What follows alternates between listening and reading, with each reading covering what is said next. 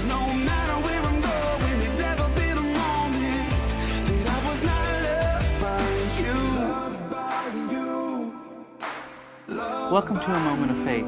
I'm Pastor Tim. Today I want to talk to you about encouraging yourself.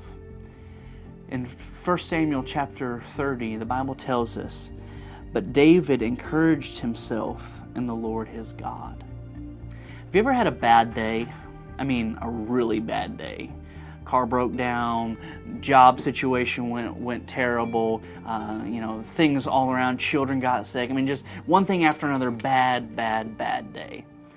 Well, David had a bad day. He had lost his family, he had lost possessions, friends had turned his back on him.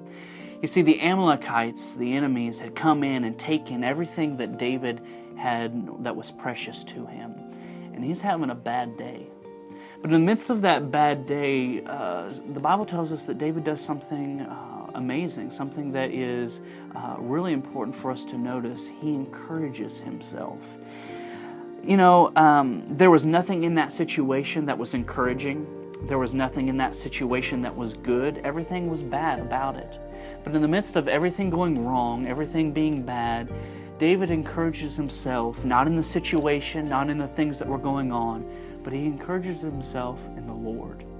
And I think that's really important for you and I to do and recognize is that sometimes we can't wait on external situations to encourage ourselves. We can't wait on the situation to change. We can't wait on somebody else to pat us on the back and saying you're doing a good job. We can't wait on a raise. We can't wait on circumstances to change. Sometimes we just have to encourage ourselves in the Lord.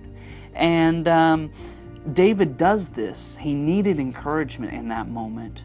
And what he does is he goes to the ultimate source of encouragement, and that is in the Lord. And David doing this was pivotal. Because if David doesn't do this, maybe he gives up. Maybe he turns his back on God. Maybe he quits and says, I'm not going to serve God anymore. If he does that, his family is lost, his possessions are lost, things just turn out totally different. But in a moment of despair, a moment of, in the middle of a bad day, David encourages himself in the Lord, gets in the presence of the Lord, and God was able to touch him and help him and turn the situation completely around.